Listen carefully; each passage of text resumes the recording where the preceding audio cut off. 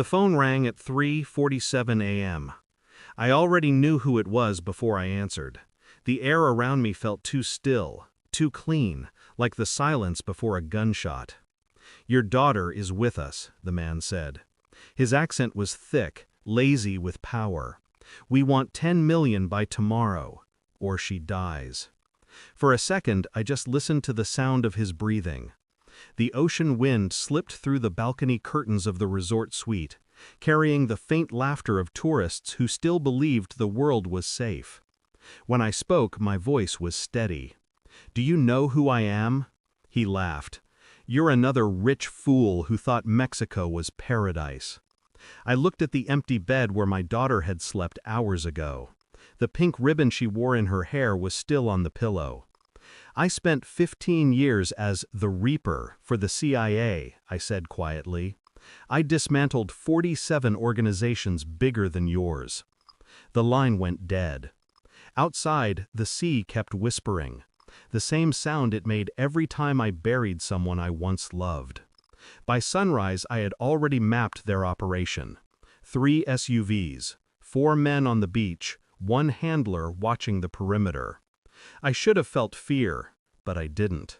What I felt was betrayal, because I knew this wasn't random.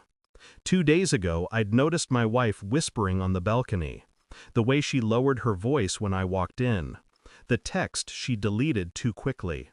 She said it was her sister. I didn't argue, but the truth had already started bleeding through the cracks. When the cartel called, I heard her inhale sharply. Not fear, recognition. I replayed that sound over and over in my mind as I traced the network of calls. Her phone pinged near the same tower that relayed the cartel signal. A coincidence, she'd say, but I'd spent years decoding lies spoken in calm voices. She thought she could outplay me. I moved through the morning like a ghost. Breakfast, coffee, calm words.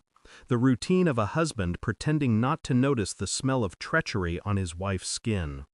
While she showered, I mirrored her phone to mine. Every chat, every deleted file resurrected. I found messages to a man named Carlos, promises, plans, a single phrase that burned through me. "He'll finally pay." So that was it. I wasn't the victim of a cartel. I was the mark in her scheme. I didn't confront her, not yet. Instead, I sent her a message. "I'll handle it. Stay inside. Don't call anyone." Then I drove into the heart of the city. I met a contact from my past, one who owed me a favor sealed in blood. Within hours, I had every name tied to Carlos, every face, every weak point. I didn't need weapons. I had something sharper: information. At 2 p.m., I sent the boss's lieutenant a photo of himself at his daughter's school.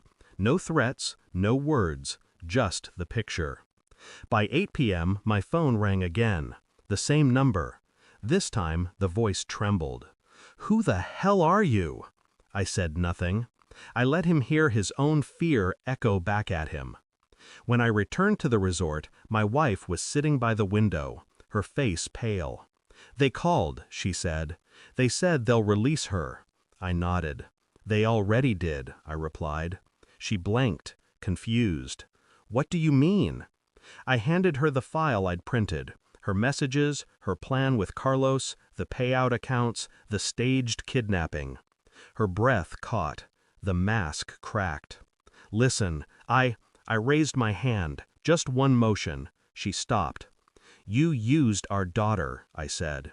"You made her bait." She started crying. Loud, desperate sobs meant to humanize her. I didn't move. My silence was the blade. The next morning, I met Carlos in a warehouse outside town. He looked smaller in person, less myth, more mistake. "You don't understand," he stammered. "She said—" I know what she said. I opened the trunk. My daughter was asleep inside, wrapped in a blanket, untouched. I lifted her gently.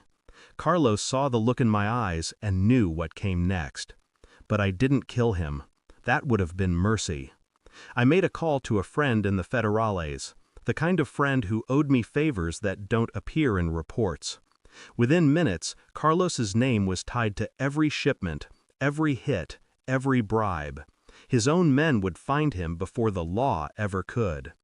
By the time I returned, my wife was gone, her suitcase missing, her silence permanent. I sat on the balcony as the sun fell into the sea, my daughter sleeping inside. Somewhere out there, Carlos was begging for forgiveness. Somewhere else, my wife was realizing the cost of her lie. I didn't feel peace. I didn't feel rage. Only clarity. I'd spent my life dismantling others. Now I'd dismantled my own. When the phone buzzed again, I let it ring. Some men hunt to survive, others because it's all they know.